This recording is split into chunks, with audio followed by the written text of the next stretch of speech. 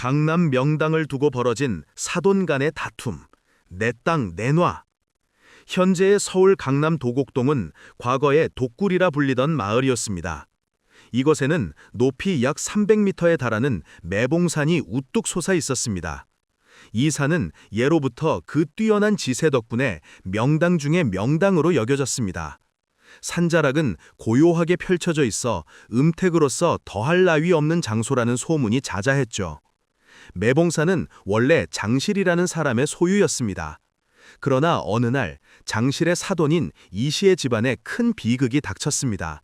그의 부모님이 갑작스럽게 세상을 떠난 것입니다. 이씨는 장실을 찾아가 간절한 마음으로 요청했습니다.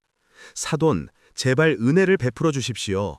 부모님을 편히 모실 묘터가 마땅치 않으니 사돈께서 가진 많은 산 중에 좋은 곳을 허락해 주신다면 그 은덕을 결코 잊지 않겠습니다. 장실은 잠시 눈을 감고 깊이 생각하더니 결국 고개를 끄덕였습니다. 사돈의 부탁이니 마다할 수 없지요. 부모님을 매봉산에 모시도록 하십시오. 정말입니까? 오 사돈 감사합니다. 그렇게 이 씨는 매봉산에 부모님의 묘를 모셨고 그곳을 자주 찾곤 했습니다. 이 씨 외에도 그의 집안 사람들도 그곳에 조상을 모시게 되었고 그곳을 자주 드나들게 되었습니다. 세월이 흐르면서 후손들에 이르자 마을 사람들조차 매봉산을 장실의 소유라 여기지 않고 오히려 이 씨의 산으로 인식하게 되었습니다. 당연히 이 씨 집안 사람들도 매봉산을 자연스럽게 자신들의 땅으로 여기게 되었죠. 그렇게 몇 대가 흐른 뒤 장실 집안에서 마침내 불만이 터져나왔습니다. 이보시오, 처음엔 잠시 묘를 쓰게 허락한 것뿐이었지 어찌 매봉산 전체를 당신 이씨 집안 소유라고 주장하는 것이오. 이제 그 땅을 돌려받아야 마땅하오. 그러자 이씨 집안 사람들은 목소리를 높였습니다.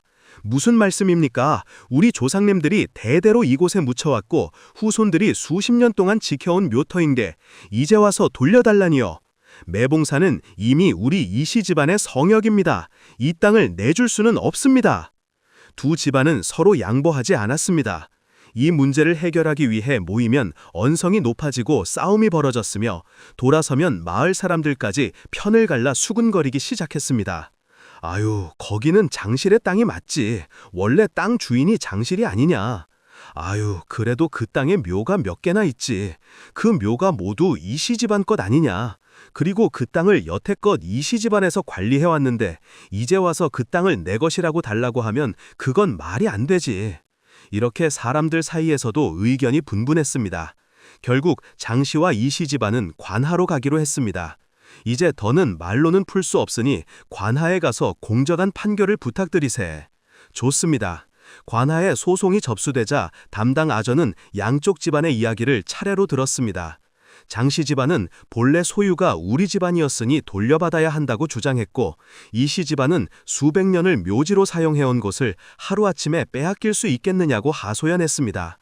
아전은 팔짱을 끼고 고개를 갸웃거리며 한참 동안 깊은 생각에 잠겼습니다.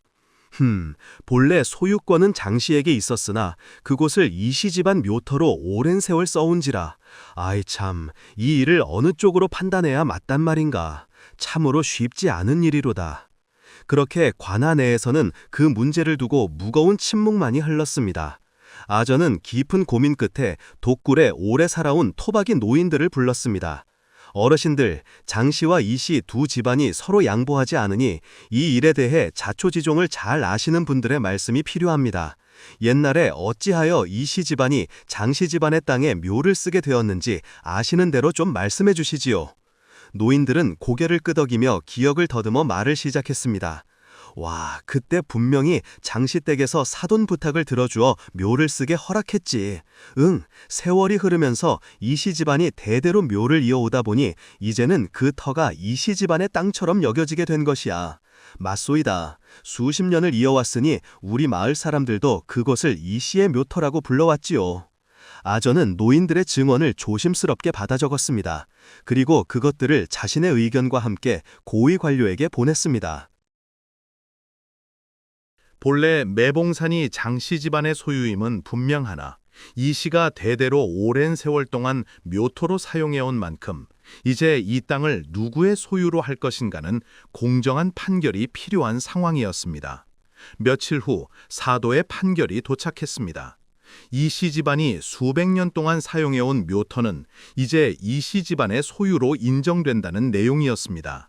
아전이 판결문을 읽어내리자 장씨 집안 사람들은 얼굴이 붉어지고 발을 동동 구르며 분노했습니다. 어찌 이런 일이 있을 수 있단 말인가? 본래 우리 소유의 산인데 어떻게 이런 판결이 내려질 수 있단 말인가? 하지만 이미 관에서 내려진 판결은 번복될 수 없었습니다. 이씨 집안은 깊이 고개를 숙여 감사의 절을 올리며 세상에 공정한 법이 존재함을 다시금 깨달았습니다. 사도님 감사합니다. 그 이후로 매봉산의 묘토는 이씨 집안의 소유로 확고히 자리 잡아 오늘날까지 이어지고 있다고 전해집니다. 부인의 복수. 옛날 어느 마을에 서씨라는 이름을 가진 한 남자가 있었습니다. 그는 사는 마을에서 멀리 떨어진 곳에서 벼를 농사짓고 있었습니다. 그래서 매일 아치 살고 있는 마을과 일터 사이를 왕복하는 긴 길을 오가야 했죠. 그는 항상 말을 타고 여러 마부를 거느리며 출퇴근을 하였습니다. 그 덕분에 집안이 나름대로 재산이 많아 말과 마부들을 유지할 능력이 있었습니다. 그러던 어느 날 새벽부터 장대비가 쏟아지더니 하늘은 낮인지 밤인지 구분할 수 없을 정도로 어두워졌습니다. 서씨는 그런 악천 후에도 불구하고 일을 해야 했습니다. 아이고, 오늘은 비가 심하니 마부들을 많이 데려가서 괜히 고생시키지 말고 말 잘 타는 마부 한 명만 데리고 가야겠구나.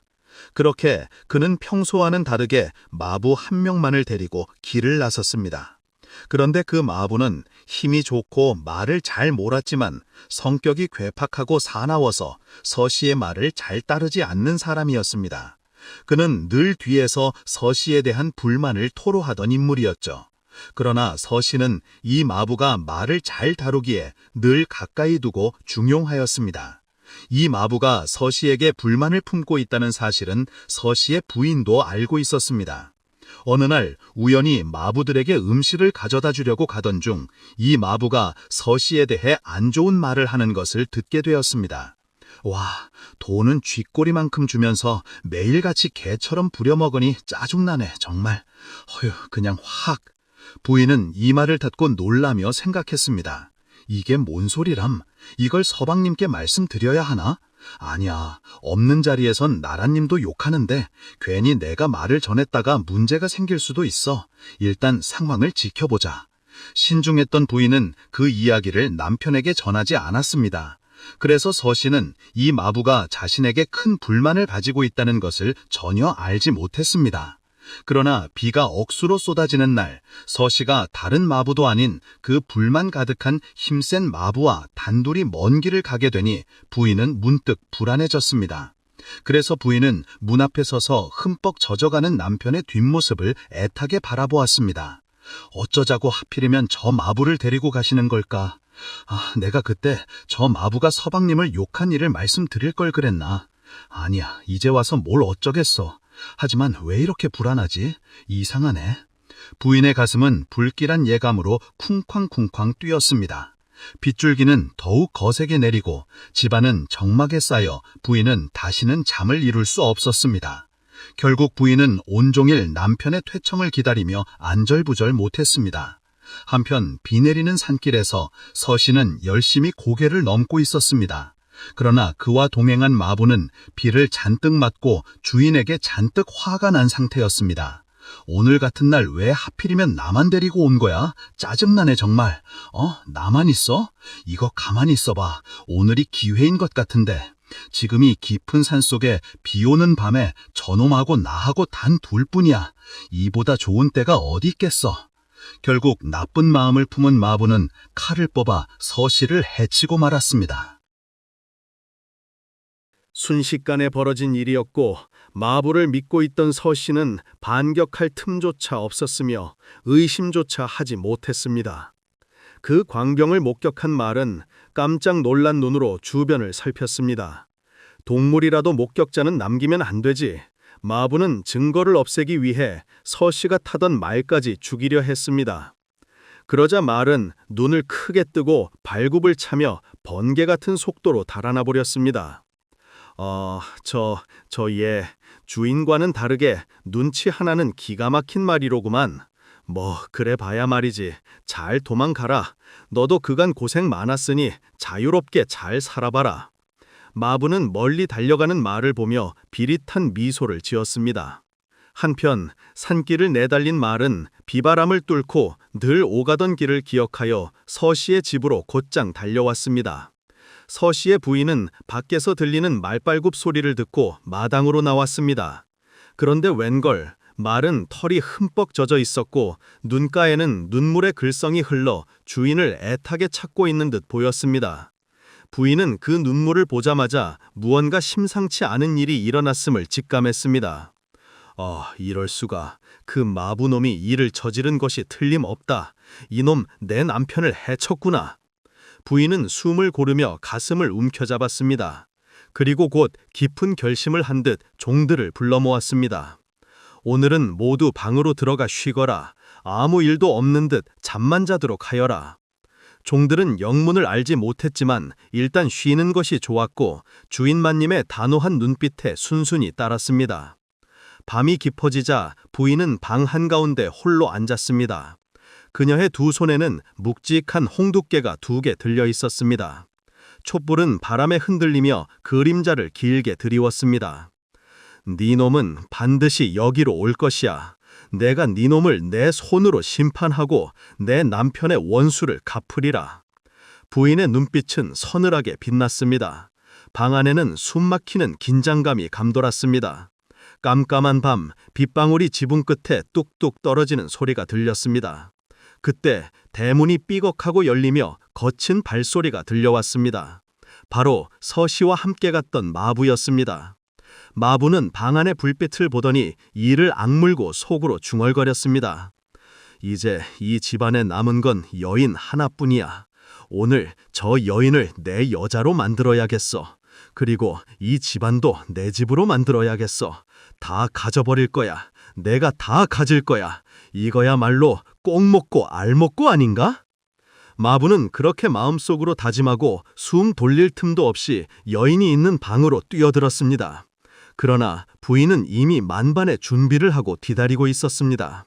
방문이 활짝 열리고 마부가 음흉한 눈을 빛내며 부인에게 달려들려 하는 그 순간 부인은 양손에 움켜잡은 홍두깨를 번개처럼 휘둘렀습니다. 이 못된 놈, 퍽퍽!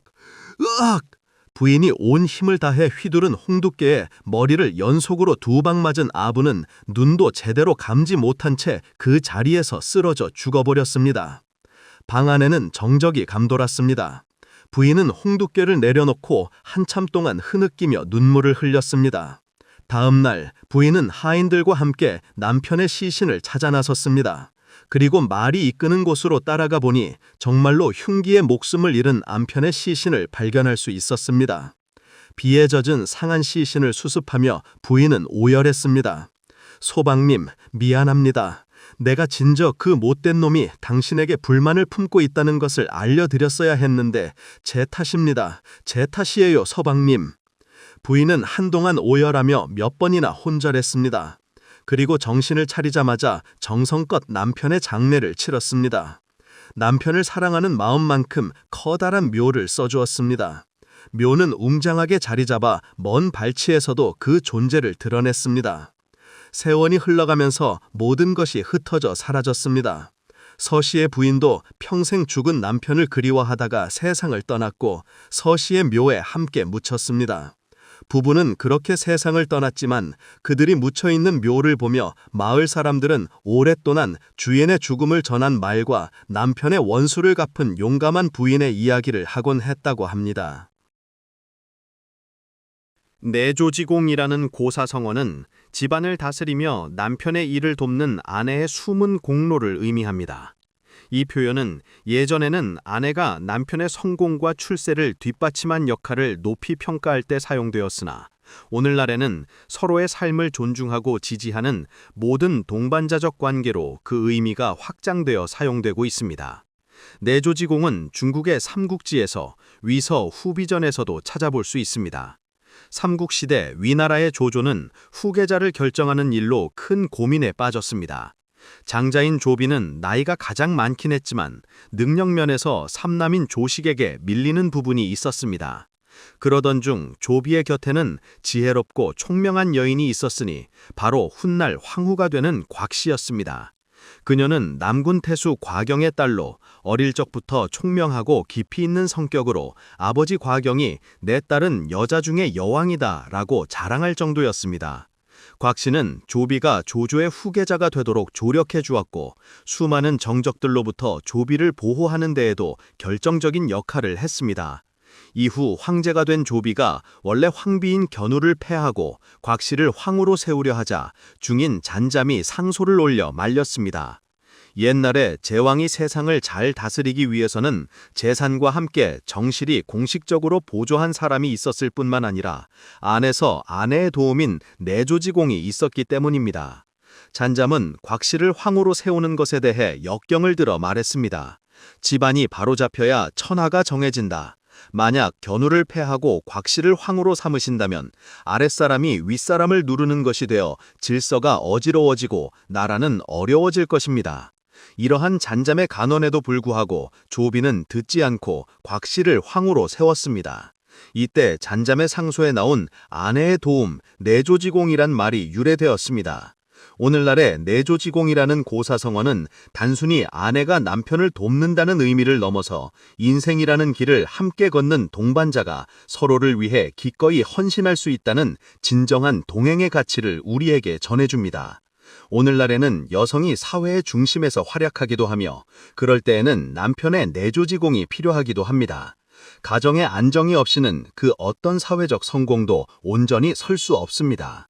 보이지 않는 곳에서 서로를 지지하고 신뢰로 함께하는 관계야말로 가장 단단하고 위대한 힘을 만들어낼 수 있는 것입니다. 대머리의 기원. 옛날 강원도 태기산 기슭에는 손장사라 불리는 한 사나이가 살고 있었습니다. 그는 성이 손씨가 아니라 손나기 힘이 장사라 손장사라고 불렸던 것입니다. 손나기 힘이 얼마나 셌는지 어지간한 것은 붙잡고 힘을 주면 박살이 나서 손장사가 농사를 지을 때에도 농기구의 손잡이가 늘 부서지기 일쑤였습니다. 기운이 펄펄 넘쳐 뛰어다니는 커다란 황소도 손장사의 손에 목덜미가 잡히면 그대로 꼼짝 못했습니다. 그러나 손장사는 안타깝게도 40이 다 되도록 장가를 들지 못하고 있었습니다. 손장사가 맨날 농기구를 부숴서 새로 사느라고 돈을 많이 써서 사는 곳이 산골이라 늘 산속에만 묻혀 지내다 보니 그에게 시집 보겠다는 여인이 전혀 없었던 것이죠. 그러던 어느 날 손장사가 드디어 인물도 곱고 마음씨도 착한 색실과 만나 혼인을 하게 되었습니다. 그리고 얼마 지나지 않아 떡두꺼비 같은 아들 하나를 얻었습니다. 마음을 다해 얻은 아들이었기에 손장사 부부는 아이를 불면 날아갈까 쥐면 꺼질까 애지중지 길렀습니다. 그런데 그렇게 애지중지한 아이가 3살 되던 어느 날 부부가 아이를 마루에 잠시 재워두고 일하러 나갔다가 갑자기 아이의 울음소리를 들었습니다. 아유, 이게 무슨 소리야. 아이고, 아들아. 부부는 가슴이 털컥 내려앉아 불이 나게 집으로 달려왔습니다. 그런데 마루 위에 있던 아이는 사라지고 마당에는 커다란 호랑이 발자국만 덕지덕지 찍혀 있었습니다. 호랑이가 아이를 물어간 것이었습니다. 어떡해요? 호랑이가 우리 아들을 잡아갔나 봐요. 이럴 수가. 손장사의 부인은 그대로 철푸덕 주저앉아 좌절했습니다. 그러자 손장사는 커다란 주먹을 불끈 쥐며 말했습니다. 여부, 공마시오. 내가 반드시 우리 아들을 구해오리다. 기다리고 있으시오. 손장사는 이를 악물고 호랑이 발자국을 따라 산속으로 달려갔습니다. 숲은 점점 깊어지고 어느새 해가 서쪽으로 기울어 어둠이 숲속에 스며들기 시작했습니다. 손장사는 마침내 호랑이 굴을 발견할 수 있었습니다. 옳거니 저기다. 분명 저곳이야. 누가 봐도 호랑이 굴이었습니다. 그리고 그 안에서 들려오는 희미한 울음소리, 그것은 바로 그의 아들의 소리였습니다. 내 아들, 여기 있구나. 손장사는 앞뒤 가릴 것 없이 굴 속으로 몸을 던졌습니다. 다행히 호랑이는 아직 보이지 않았습니다. 아기가 아직 먹기에는 너무 작았는지 호랑이가 다른 먹이를 구하러 나간 모양이었습니다. 아들아, 다행이구나. 내가 왔다. 어서 집으로 가자. 손장사는 덜덜 떨며 울고 있는 아들을 품에 꼭 안았습니다. 그렇게 아들을 가슴에 꼭 안고 조심스럽게 굴 밖으로 나오려 하는데 갑자기 굴 입구가 캄캄해졌습니다. 마치 입구에 커다란 바위가 들이운 듯 빗줄기가 들어오지 않았습니다. 아, 이게 뭐야? 그때였습니다. 굴 안으로 누렇고 커다란 것이 슬금슬금 들어왔습니다. 바로 사냥을 떠났던 호랑이가 돌아온 것이었습니다. 손장사의 온몸에 털이 곤두서고 등골이 오싹해졌습니다. 호랑이는 원래 조심성이 많았습니다. 그래서 정면으로 머리를 들이밀지 않고 엉덩이부터 살금살금 뒤로 밀며 들어왔습니다. 혹시나 밖에 자신을 따라 들어오는 동물이 있는지 살피면서 들어오려는 것이었죠. 호랑이의 꼬리가 굴로 휘둘리며 들어오고 손장사의 눈앞에 기다란 호랑이 꼬리가 보였습니다. 순간 손장사의 눈빛이 번쩍했습니다. 이놈이 들어오면 나와 아들은 꼼짝없이 호랑이 밥이 될 거야. 어떻게든 막아야 해. 손장사는 주먹을 다해 호랑이의 꼬리를 꽉 움켜잡았습니다. 호랑이는 깜짝 놀라서 몸을 빼내려 했습니다. 그러나 굴 입구가 좁아서 몸을 돌릴 수가 없었고 꼬리는 손장사의 손에 잡혀 빠져나갈 생각을 하지 않았습니다. 호랑이는 앞으로도 뒤로도 움직이지 못한 채 이리저리 몸부림을 쳤습니다. 그 거대한 몸집이 자꾸만 들썩이니 바위들이 흔들릴 정도로 굴 속은 난리가 났습니다.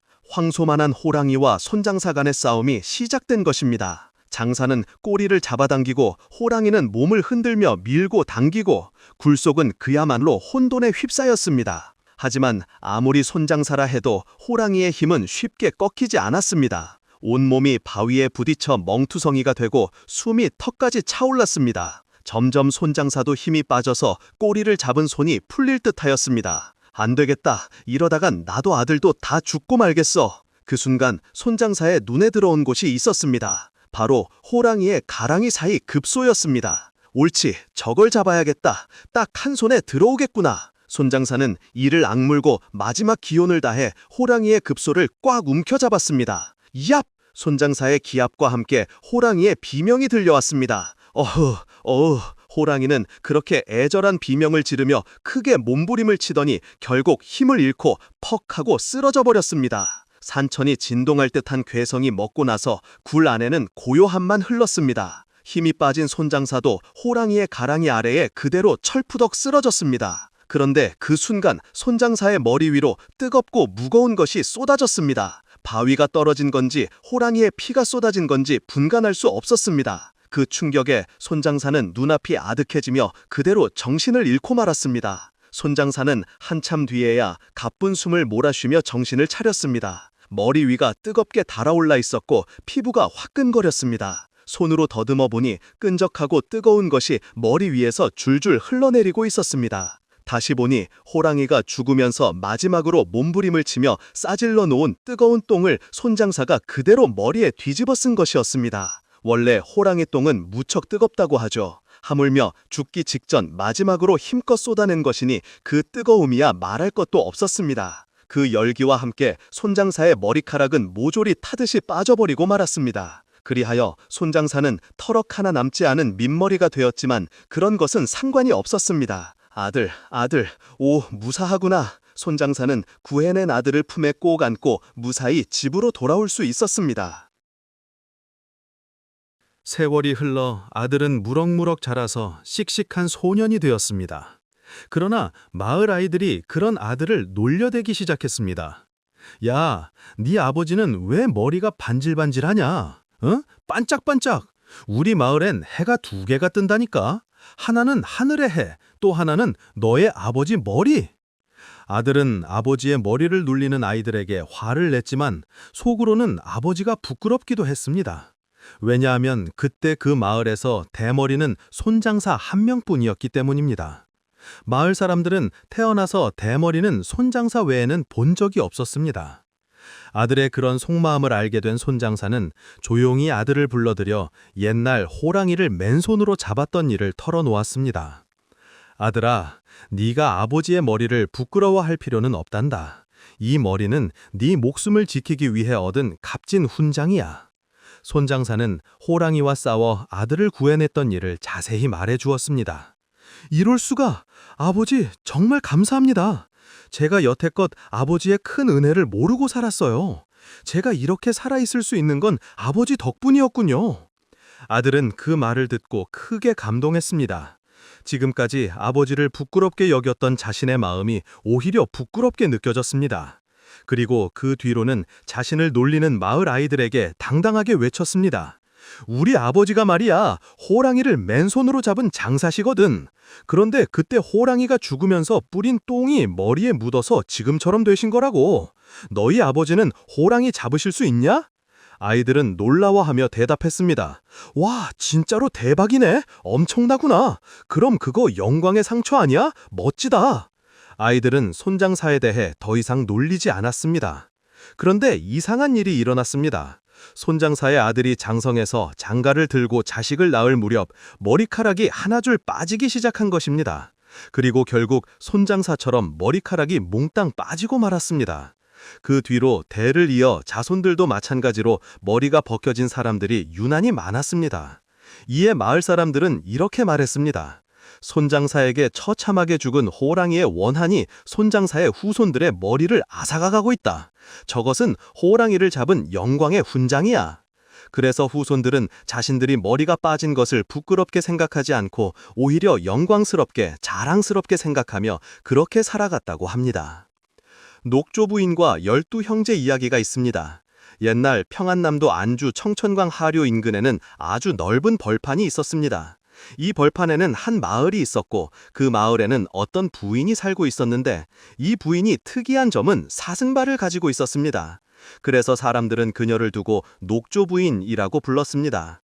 그러던 어느 날 이 부인에게 태기가 있더니 10달이 지나 아이를 낳았습니다. 그런데 놀랍게도 아들만 12쌍둥이를 낳았습니다. 또 놀라운 일은 이게 다가 아니었습니다. 12명의 아들도 녹조 부인의 발을 닮아 모두가 사슴과 같은 발을 가지고 있었습니다. 그 얘기 들었나? 사슴발을 가지고 있는 12명의 형제가 태어났대. 뭐라고? 한 사람한테 12명이 동시에 태어나는 게 이게 말이나 되는 일인가? 그런데 거기다가 사슴발까지 가지고 있다고? 허허, 참 이거 신기한 일이로구만.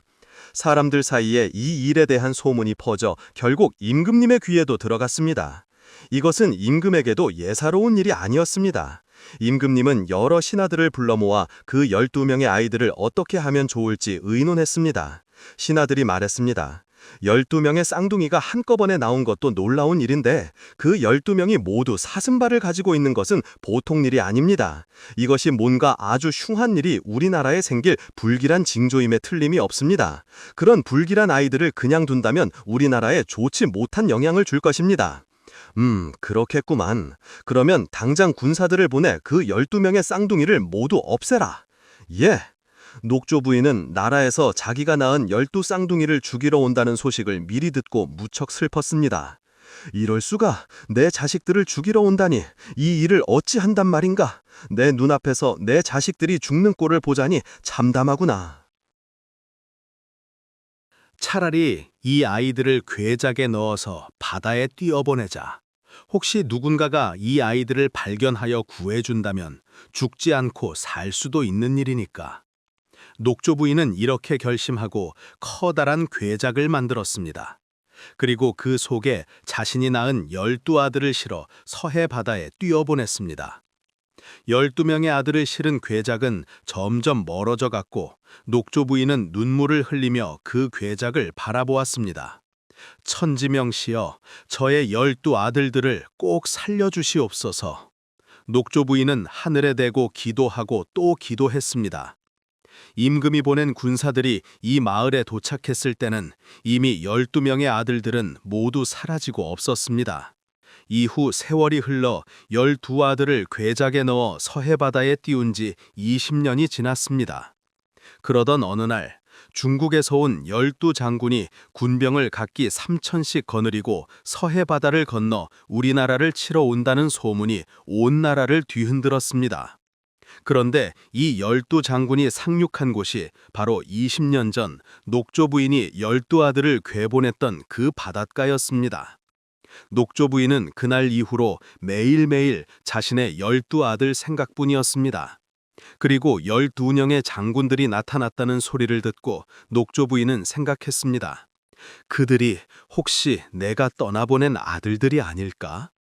그녀는 혹시나 하는 마음에 버섯을 12켤레에 꿰어가지고 그 12장군을 찾아갔습니다. 그리고 군영 앞에서 12장군들을 만나게 해달라고 군사들에게 청했습니다. 당연히 군사들은 웬 정신나간 여자가 찾아왔다고 생각하고 거절했습니다. 녹조 부인이 물러나지 않고 계속 12장군을 보겠다고 청하니 군사들은 녹조 부인을 없애려고까지 하였습니다. 녹조 부인은 할 수 없이 군사들에게서 몇 걸음 물러났습니다. 그리고는 저고리를 풀고 자신의 젖을 꾹 움켜잡았습니다. 그러자 놀라운 일이 벌어졌습니다. 그녀의 12개의 젖구멍에서 젖이 나와서 12장군의 입마다 한 줄기씩 들어간 것이었습니다. 이게 뭐야? 갑자기 이게 뭐지? 자네도, 나도, 우리 모두 이게 어떻게 된 일이야? 12장군은 이상하게 여기며 그 젖줄기를 따라 군영 밖으로 나가보았습니다. 웬걸, 그곳에는 녹조 부인이 서 있었습니다. 그녀는 12장군을 보자마자 품속에서 자신이 기운 버섯 12켤레를 내어놓았습니다. 12장군은 그녀를 이상하게 여기면서도 저마다 그녀가 준 버섯을 신어보았습니다. 그런데 놀랍게도 그 버섯이 12장군의 사슴발에 맞춘 듯이 꼭 들어맞았습니다. 12장군은 깜짝 놀랐습니다.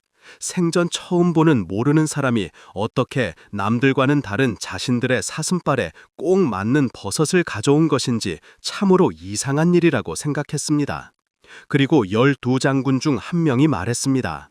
우리 아버님 말씀이 우리 형제들이 바다에서 둥둥 떠내려온 괴작 속에서 나왔다고 하셨잖아.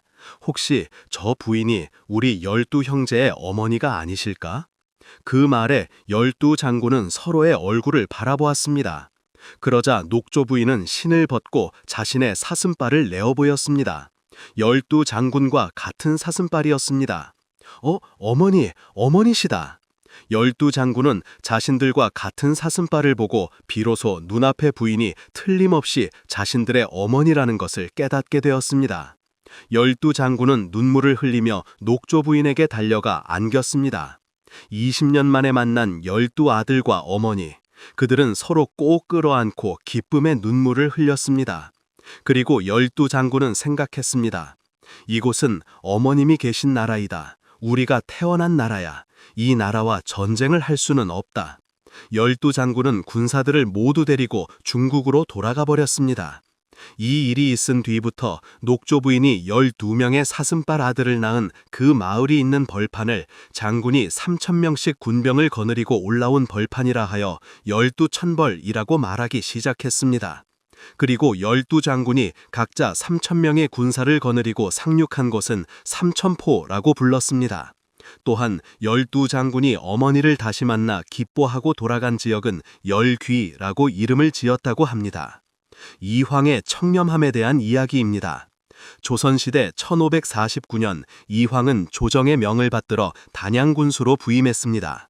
그는 부임 한 달 만에 둘째 아들이 세상을 떠나는 슬픈 일을 겪었지만 그 슬픔에도 불구하고 단양 지방의 흉년과 기근을 구제하는 데 혼신의 노력을 다했습니다. 이에 그는 단양 백성들의 존경과 사랑을 받는 군수가 되었습니다. 그러나 몇 달이 지나지 않아 조정에서 인사명령이 내려왔습니다. 단양군수 이황이 풍기군수로 옮길 것이라는 이유는 분명했습니다. 이황의 둘째 형인 이해가 충청감사로 부임하였기 때문에 동생이 그 관할 지역의 수령으로 있는 것은 합당하지 않다는 것이었습니다. 이황 또한 그 결정이 맞다고 여기고 단양을 떠날 준비를 시작했습니다. 하지만 단양의 백성들은 이황이 떠난다는 소식을 듣고 통곡했습니다. 어찌 이런 일이 있단 말입니까? 군수 어르신 같은 분을 우리가 어떻게 다시 얻을 수 있겠습니까? 아이고, 하늘도 무심하십니다. 백성들은 이황의 청렴함과 따뜻한 다스림을 잊지 못하고 슬퍼했습니다. 이황은 그런 백성들의 마음을 뒤로하고 단양을 떠나 풍기로 가는 길에 올랐습니다. 중령마루에 다다라 잠시 쉬고 있는데 먼 길에서 단양의 아전이 땀을 뻘뻘 흘리며 짐을 지고 오는 모습이 보였습니다. 수고가 많구나. 그 짐은 무엇이냐? 이황의 물음에 아전은 허리를 굽히며 대답했습니다. 아, 사또님, 이것은 관아 소유 밭에서 거둔 것들입니다. 전례에 따라 떠나시는 사또님께 드리는 것입니다. 그러자 이황의 눈빛이 번쩍 빛났습니다. 무엇이라 드리라고 했느냐? 아전은 당황하며 대답했습니다. 예, 이전의 사또님들도 다 떠나실 적에 이와 같이 받으셨습니다. 그러하니 이황은 아전의 말을 듣자 얼굴빛이 단번에 바뀌었습니다. 내가 언제 이런 짓을 시켰단 말이냐? 그의 목소리는 천둥처럼 울려 퍼졌습니다.